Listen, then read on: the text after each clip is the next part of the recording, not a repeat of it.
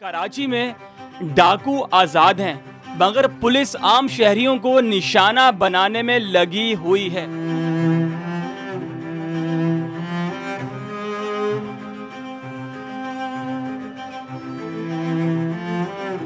माजी में कुछ दिन पहले नाजमाबाद का 16 साला आयान, उस पे पुलिस वालों ने एक गोलियां चलाई। उन्होंने 4 फायर मारे पहले स्ट्रेट, फिर 6 फायर मारा। वहाँ मैं गिर गया। मैं माफ़ी मांग रहा था। मैंने बोला मुझे हॉस्पिटल लेके चलो, वो मना करे आ रहे थे। दूसरी मोबाइल आई, वो बोल रही थी इसको यहीं ख़त्म करो और दूसरे वाले को डम कर देते हैं।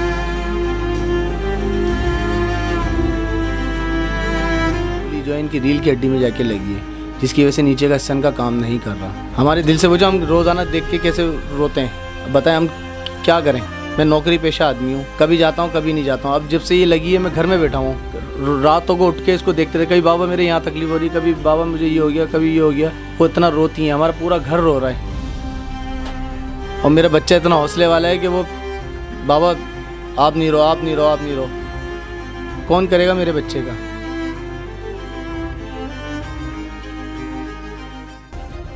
सब्सक्राइब करें और बेल दबाएं ताकि कोई खबर रह न जाए।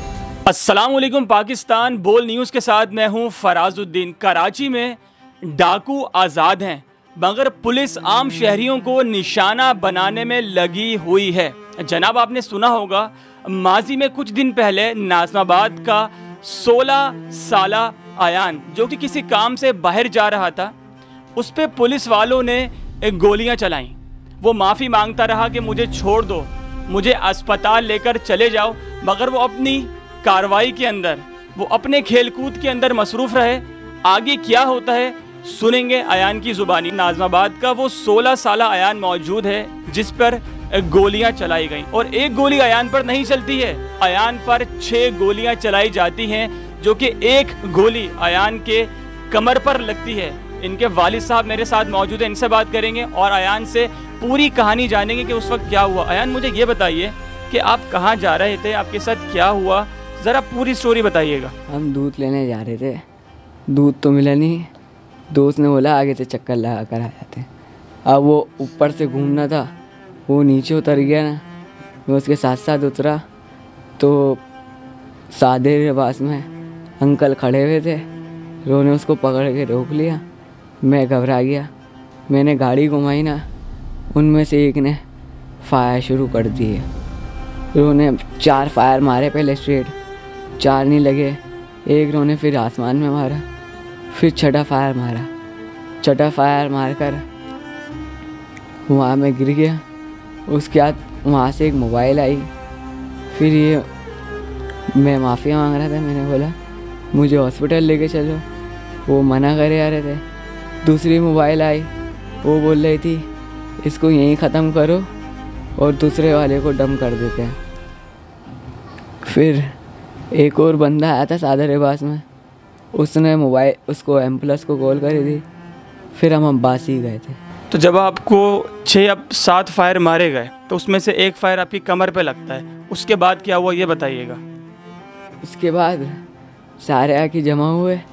2 पुलिस वाले थे जिन्होंने मेरे लातें मारी जहाँ बुलेट लगी थी, और उसके बाद एक बंदा बोल रहा था कि इसको ख़त्म करो और उसको डम कर देते हैं, मामला यहीं ख़त्म हो जाएगा, केस आगे नहीं बढ़ेगा। फिर इतने में एम्बुलेंस आ गई थी। आयान रोता है, आयान माफिया मांगता है कि खुदारा मुझे छोड़ दो, मुझे अस्पताल मुंतकिल कर दो, मगर पुलिस वाले अपने खेल कूद में लगे हुए हैं। वो वहाँ पर अपनी सच्चाई छुपाने में लगे हुए हैं, इसको लाते मारते हैं, मगर इसकी मदद नहीं करते। और वहाँ से एक और मोबाइल आती है आयान। अच्छा, वहाँ पर फिर एक और मोबाइल आती है। जब वहाँ पर एक और मोबाइल आती है आयान, आप मुझे बता सकते हैं कि जो दूसरी मोबाइल आती है वो कौन से थाने की है? ये नहीं पता सर। ठीक है, उसी के अतराफ में एक और मोबाइल मौजूद होती है, वो वहाँ पर आती है, और वो फिर जो अहलकार दूसरे मोबाइल के अंदर होते हैं वो इनकी मदद करते हैं। आयान, मुझे ये बताइएगा कि अभी इस वक्त आपकी तबीयत कैसी है और कितने दिन से आप इस तरह लेटे हुए हैं यहाँ पे? मुझे 1 हफ्ता हो गया है ऐसे लेटे। इस बच्चे की हालत आप चेक करें कि 16 साल का आयान, जो कि नाजमाबाद का रिहायशी है, इसका जो अगर मैं नीचे वाले हिस्से की बात करूं तो इस वक्त ये वर्किंग नहीं कर रहा है। रोज़ाना इसके वालिद साहब इसको बाहर लेकर जाते हैं, डॉक्टर ने इनको एक वर्जिश रेकमेंड की है, वो करते हैं यहाँ पर ये बैठ के। और जनाब इसके पाइप भी लगा हुआ है, अपनी जगह से उठ नहीं सकता। बाकी की क्या कार्रवाई है, इनके वालिद साहब कहाँ पर पहुँचे हैं, इनको बदले में क्या नताइज मिले हैं, कहाँ पर जाकर इन्होंने इनसे बात की है, कानूनी कार्रवाई कहाँ तक पहुँची है, वालिद साहब से बात करते हैं। देखें, अभी तक जो कार्रवाई हुई है उसमें जो मुल्जिमान हैं वो तो गिरफ़्तार हो गए हैं और उनको आज जो है उनकी पेशी थी। जो हमारे दूसरा बच्चा था, उन बच्चे ने उनको पहचान लिया और वो जेल कस्टडी हो गई है उनको। और जो अभी तक की जो अभी इनकी ट्रीटमेंट वगैरह हो रही है उसके लिए हम जो है एसएसपी सेंटर मारूफ साहब हैं, उनका बहुत शुक्रगुजार हैं कि वो हमारे साथ खड़े हुए हैं, वो हेल्प कर रहे हैं। बाकी मेरे बच्चे के आगे के जो मामलात हैं वो कौन करेगा, बाकी हुकूमत की तरफ से या और कोई हमारे पास नहीं आया, हमारे पास नहीं आया। अच्छा, अयादत के लिए या आपकी तकलीफ़ में शरीक होने के लिए किसी पार्टी का कोई लीडर आपके पास आया हो, किसी ने आपसे दरख्वास्त की हो कि हम आपके साथ खड़े हैं, हम आपकी मदद करेंगे, इस केस को हम हाईलाइट करेंगे? हमारे पास नईम और रहमान साहब आए थे परसों, वो आए थे, उन्होंने जो है ना बोलने लगे हम तुम्हारे साथ हैं। बाकी जो इनके फिजियोथेरेपी वगैरह के लिए तो कहना है वो हम जो है ना एक भेजेंगे, वो हम कराएंगे। तो वो उनका भी एक डॉक्टर आया था, तो वो चेक करके गया कि वो एक्सरसाइज बताया कि हफ्ते में मैं 2 बार आके मैं अपनी तरफ से चेक करूँगा इसको। अच्छा सर, मुझे ये बताएंगे डॉक्टर की जानिब से अयान के लिए क्या कहा गया है, ये बच्चा कितने दिनों में, कितने अरसे में सेहतियाब हो जाएगा? डॉक्टरों ने तो अभी कुछ भी नहीं कहा कि बच्चा कब सही होगा। भाई ये बोला कि भाई कोई मौज़ा होगा, अल्लाह के हुक्म से ये ठीक हो सकता है। बाकी मेहनत आप करें इसके साथ, इसकी एक्सरसाइज वगैरह, बाकी कोई मौज़ा होगा ये ठीक होगा। इसलिए इनका नीचे का हिस्सा काम नहीं कर रहा, गोली जो है इनकी रील की हड्डी में जाके लगी है, जिसकी वजह से नीचे का हिस्सा इनका काम नहीं कर रहा। ठीक है। अभी बताएं हम किसको जाके बोलें, किसको जाके बोलें? वो जो पुलिस के जो एहलकार हैं वो सादे लिबास में, दहशतगर्द, जो देखने में आपको ऐसा लगेगा कोई भी शख्स हो, कोई भी उनको देखेगा अचानक तो यही समझेगा ये डाकू हैं, डाकू हैं, घबरा जाएंगे। आप बच्चों पे गोलियां चलाएंगे? ये ऐसे प्राइवेट जो एहलकार हैं जो उन्होंने अरेंज करे हुए हैं या कुछ भी करे हुए, तो ऐसे लोगों को किसने इजाज़त दी है कि वो गोलियां बरसाएं या लोगों को मारें? किसने रखे हुए हैं ये लोग? अभी बच्चे पे गोलियां चलाई, मेरा बच्चा जो एक बेकार हो गया ये अभी देखो लेटा हुआ ये, तो इसके कौन करेगा? ये अभी 15 साल की उम्र है, हम तो उसकी पूरी ज़िंदगी इसको हम देख देख के रोएंगे ना। हमारे दिल से वो जो हम रोज़ाना देख के कैसे रोते हैं। ये मेरा बड़ा बेटा है, एक बेटा मेरा 7 साल का है, बेटी मेरी 4.5 साल की है और छोटा बेटा मेरा 16 दिन का है जो अभी ऑपरेट से हुआ है। बताएं हम क्या करें? मैं नौकरी पेशा आदमी हूँ, कभी जाता हूँ कभी नहीं जाता हूँ। अब जब से ये लगी है मैं घर में बैठा हूँ, रातों को उठ के इसको देखते थे, कभी बाबा मेरे यहाँ तकलीफ़ हो रही, कभी बाबा मुझे ये हो गया, कभी ये हो गया। भाई यही हम मियाँ भी लगे रहते हैं इसमें, कैसे अपने आप को संभाल के इसके आगे बैठे रहते हैं कि नहीं हौसला रहे, मेरा बच्चे को हौसला रहे।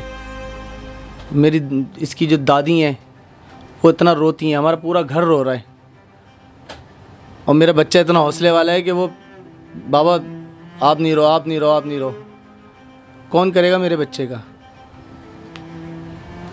सर आप मुझे ये बताएं कि जो पुलिस एहलकार की शनाख्त हो चुकी है बकौल आपकी जो आपने बताया, तो आपकी हुकूमत से क्या अपील है? आप क्या चाहते हैं कि उनको किस तरह की सज़ा दी जाए? उनको इस तरीके की सज़ा दी जाए कि ताकि आइंदा कभी भी किसी और के साथ ऐसा नहीं हो। देखिए कुछ लोग होते हैं जो संभालने, कुछ लोग होते हैं जिनका पता ही नहीं होता। अगर ये हमें पता नहीं चलता तो शायद बच्चा मेरा नहीं होता। ये तो एक पता चल गया तो ये आज इसकी ज़िंदगी अल्लाह ने दी है तो ये नज़र आ रहे हैं, वरना जैसे माहौल था, जैसी तरीका था, वो तो उसमें तो हमें नहीं लग रहा था। तो हुकूमत से ये अपील है कि ऐसे लोगों को, ऐसे दहशतगर्दों को जो ऐसी टीमें बना रहे हैं, ऐसे लोगों को जो इस्तेमाल कर रहे हैं दूसरों के लिए, जिनको पता ही नहीं है, जो गोलियां चला रहे हैं अंधाधुन, तो आम शहरी तो महफूज नहीं है। लोग अपने बच्चों को लिया बाहर जाते हुए, ख़ुद भी जाते हुए, बच्चों को भी जाते हुए डरते हैं कि यार कुछ हो ना जाए, कुछ हो ना जाए, कुछ हो ना जाए। तो ये तो माहौल हो गया है कराची का। दहशतगर्द जो डकैत हैं वो तो खुले घूम रहे हैं, आम शहरियों को गोलियां लग रही हैं। ये 5वां 6ठा वाक़या हो चुका है। अब ये बताएं कि इसका कौन करेगा? हुकूमत से अपील है कि जो ये मुल्ज़िमान हैं इनको सख्त से सख्त सज़ा मिले और हमारे बच्चे के लिए अच्छे से अच्छा इलाज हो। तो जनाब इस वक्त मेरे साथ अयान के वालिद साहब मौजूद थे और मैं आपको एक बात बताऊं जनाब, ये अयान इस वक्त मेरे साथ लेटा हुआ है। इसकी उम्र 16 साल है। ये मेरा भाई है। कल को मेरे अपने सगे भाई को भी इस तरह पुलिस वाले निशाना बना सकते हैं। कल को आप भी इसका निशाना बन सकते हैं। कल को मैं भी इसका निशाना बन सकता हूँ। तो शक की बुनियाद पर आप कभी किसी को गोली नहीं मार सकते। और भाई ने बिल्कुल ठीक कहा कि कराची के अंदर जो डकैत हैं उनकी खूब गुंडागर्दी है, वो खुलेआम फिर रहे हैं, आवाम को लूट रहे हैं कराची के। लेकिन जो कराची के शहरी हैं, जो बेगुनाह लोग हैं, उनको पुलिस वाले तशद्दुद का निशाना बना रहे हैं, उन पर गोलियां बरसा रहे हैं। सर कुछ कहना चाह रहे हैं आप? मैं यही कहना चाहता हूँ, देखें, ना तो गवर्नर साहब, ना तो वज़ीर दाखिला मुराद अली शाह, ना जो है IG सिंध जो है DG रेंजर्स, ये किसी एक बंदे ने जो है ना कोई ना पूछा। इतनी ये बात जो है हाईलाइट हुई है, मगर किसी का एक फ़ोन नहीं आया, ना कुछ एक्शन लिया, किसी के कोई नहीं आया। तो ये बड़े बड़े जो लोग हैं वो सो रहे हैं, कुछ भी होता रहे, पता ही नहीं उनको कि क्या हो रहा है शहर के अंदर, क्या नहीं हो रहा है। बस अपनी वीडियो, अपनी चीज़ें, बस यहाँ चले गए, वहाँ चले गए, ज़रा से काम कर लिए तो बस वो पब्लिसिटी कर रहे हैं। मगर आम शहरी लोगों की फ़िक्र नहीं है उनको कि क्या हो रहा है। लोग मर रहे हैं, जी रहे हैं, उनको कोई फ़िक्र नहीं है। वाल जनाब इस वक्त मेरे साथ अयान के वालिद साहब मौजूद थे और इनका बयान, जो इनका मुद्दा था, जो इनका मौक़िफ़ था, वो हमने आप तक पहुँचाया।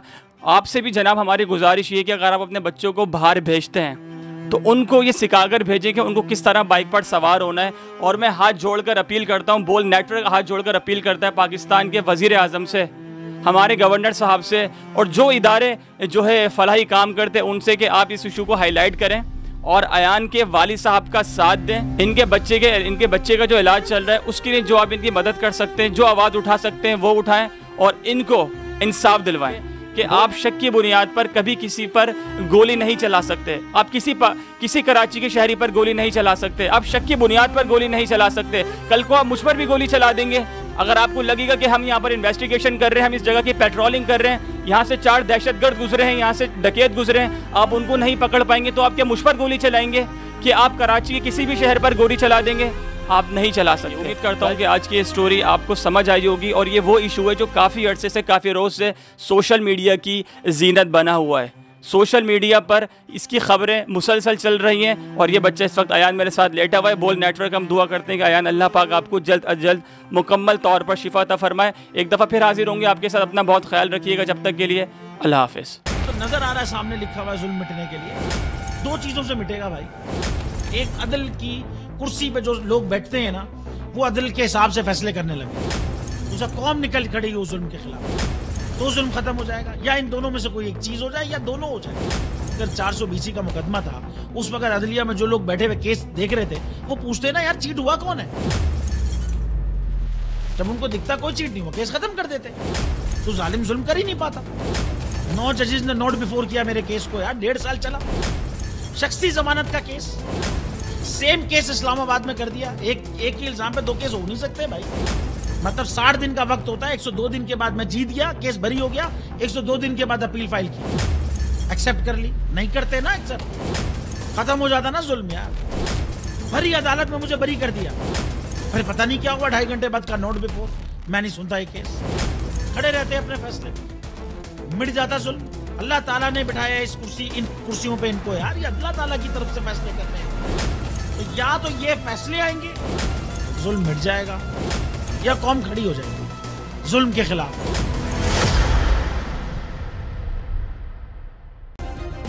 सब्सक्राइब करें और बेल दबाएं ताकि कोई खबर रह न जाए।